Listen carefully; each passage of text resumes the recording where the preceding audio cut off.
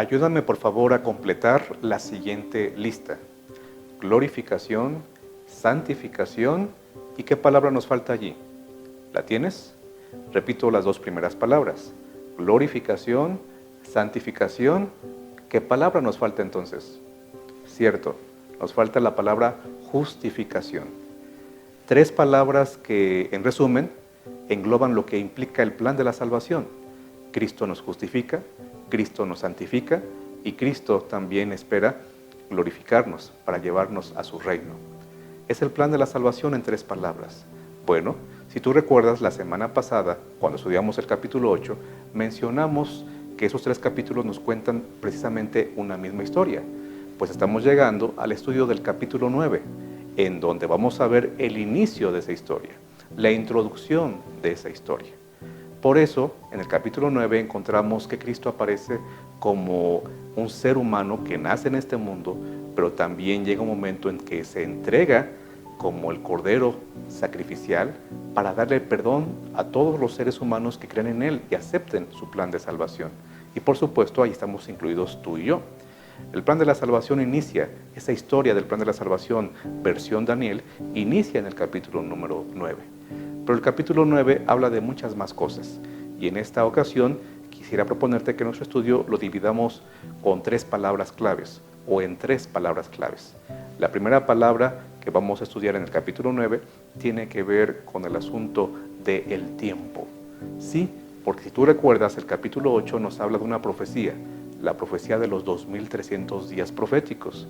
Pero hay una parte de esa profecía que no se le alcanza a explicar o se decide no explicarle esa parte a Daniel en el capítulo 8 y será hasta el capítulo 9 en donde se le explica esa otra sección del tiempo de la profecía de los 2300 días, su inicio de hecho. Esa parte que se le viene a explicar es la que tiene que ver con el nacimiento, el bautismo y la muerte de Cristo Jesús. Esa parte tiene que ver con el inicio del plan de la salvación, con Cristo viniendo aquí, a esta tierra, como un ser humano. Por eso este tiempo es importante. De hecho, no solamente el capítulo 9 habla del inicio de esa profecía, sino que también nos habla de la importancia del bautismo, con la fecha exacta, con el año exacto del bautismo de Cristo Jesús. Una fecha que, por cierto, cayó en un año sabático. ¿Y cuál es la importancia de eso? Bueno, le puedo recordar a tu clase que algunos meses atrás estudiamos en la lección de escuela sabática de otro trimestre el hecho de que el año sabático representaba darle libertad a los cautivos, en este caso a los pecadores. Por eso es que Cristo, cuando se levanta a predicar, lo que está registrado en Lucas capítulo 4, habló de que su misión tenía que ver con predicar ese año de la libertad, darle liberación a los cautivos. Tú lo puedes repasar allí en Lucas capítulo 4. No solamente se habla del tiempo entonces del bautismo de Cristo, del inicio de su ministerio, de su muerte como Mesías. También incluso se nos puede dar a entender que el año 457, cuando se inicia la profecía de los 2300 días, también fue un año sabático. Ese año en el que el rey Artajerjes dio el decreto para iniciar lo que es la reconstrucción de Jerusalén y que nuevamente esta ciudad tuviera su estatus independiente. Ese año que marca el inicio de la profecía más larga de la Biblia, también es un año que resultó ser sabático. El tiempo en Daniel 9 es muy importante. Por supuesto, no creo que en media hora puedas explicar todos los detalles de las implicaciones proféticas y temporales del capítulo 9 en relación con el 8, pero sí recuérdale a tu clase, por lo menos en esta ocasión, que no debe olvidar que el tiempo en el capítulo 9 es muy importante, porque nos habla de Cristo, del inicio de su obra aquí en la tierra como un ser humano que vino a ofrecerse como sacrificio en favor nuestro. Pero entonces viene la segunda palabra. La segunda palabra en este caso tiene que ver con el pacto. Sí, porque el Mesías, Cristo Jesús, inicia el plan de la salvación aquí en la tierra en favor del hombre con su muerte en la cruz, pero también eso representa su presentación del pacto, su ofrecimiento del pacto, como él le llama, el nuevo pacto, tomando las palabras también del profeta Jeremías. Ese pacto que obviamente es importantísimo a la luz de lo que representa tener una relación con Dios. De hecho, si tú te fijas, en el libro de Daniel, el único capítulo en donde se menciona el nombre de Jehová, no de Dios. Dios sí se usa en diferentes partes del libro, pero el nombre de Jehová solo se usa en este capítulo, en el capítulo 9. ¿Por qué? Porque el nombre de Jehová específicamente se asocia mayormente con el pacto. Es el Dios de las relaciones, el Dios cercano a su pueblo, el Dios cercano a la humanidad, que ofrece en este caso particularmente el pacto. Así que hay evidencias de que el capítulo 9 habla mucho de este pacto, que al final de cuentas también, insisto, tiene que ver con el inicio de esa relación salvífica, esa relación redentora entre Cristo y aquellos que lo aceptemos. Pero entonces viene la tercera palabra, viene la palabra salvación. Porque el capítulo 9, si nos habla del Mesías, si nos habla de Cristo como el Cordero, si nos habla de aquel que vino a ofrecer su sangre como una señal del pacto, también entonces nos tiene que hablar de la salvación, tu salvación y la mía. Porque si bien el capítulo 9, 8 y 7, la justificación, la santificación y la glorificación tienen que ver con aspectos cronológicos o temporales, primero aceptamos a Cristo, después permitimos que su mediación, su intervención en el cielo nos santifique y entonces por fin nos limpiará para llevarnos al reino. Eso lleva un orden cronológico, pero lo más importante es que no debe quedarse allí, porque si tiene que ver con nuestra salvación, tiene que ver con nuestro diario vivir también.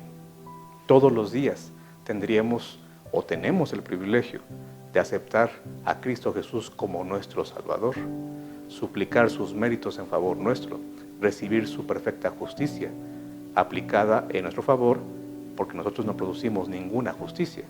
Nuestra justicia, dice la Biblia, es como un trapo de inmundicia.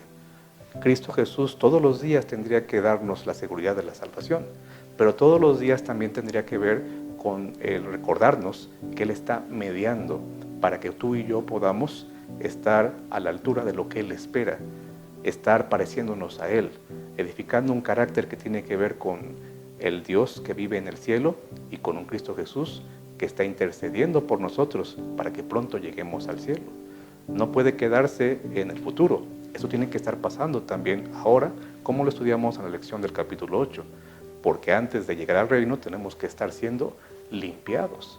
Pero todos los días tenemos que estar preparándonos también entonces, en consecuencia, para el reino, para el día de la glorificación.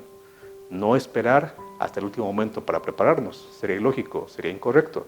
Desde ahora tendríamos que tener esas ansias y ese deseo por ser parte del reino de Cristo, del reino de Dios. Por eso es que esto tiene que ver con la salvación. El capítulo 9 nos habla de Cristo como el Salvador, pero un Salvador que no solamente espera que pasemos por 3 etapas o 3 puntos de la historia de la salvación, sino que espera que todos los días disfrutemos y avancemos en lo que esas 3 cosas representan en nuestra vida y en el futuro que Dios desea para cada uno de nosotros. Así que la pregunta aquí final sería la siguiente: ¿es Cristo realmente tu Mesías, tu sacerdote y tu Rey? Sí, Cristo es presentado como el Mesías en el capítulo 9, Cristo es presentado como el sumo sacerdote en el capítulo 8 y Cristo Jesús es presentado como el Rey en el capítulo 7. ¿Por qué este orden al revés? ¿Por qué primero empezar con el 9 y no con el 7? Bueno, porque en la forma en la que los escritores bíblicos estaban acostumbrados a elaborar sus libros, ellos pensaban de esa manera. Nos hablaban no de causa-efecto, sino primero nos decían el efecto y luego las causas.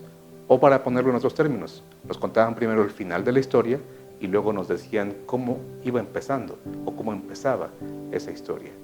Pero digamos aquí otra vez esta frase famosa de que el orden de los factores no altera el producto. Al final de cuentas, lo más importante es que si el plan de la salvación tiene que ver con Cristo Jesús en relación con Él, la pregunta sigue siendo entonces la misma. ¿Realmente todos los días Cristo Jesús es nuestro Mesías y lo que eso implica? ¿Realmente en nuestra vida Cristo Jesús es el sumo sacerdote y lo que eso implica?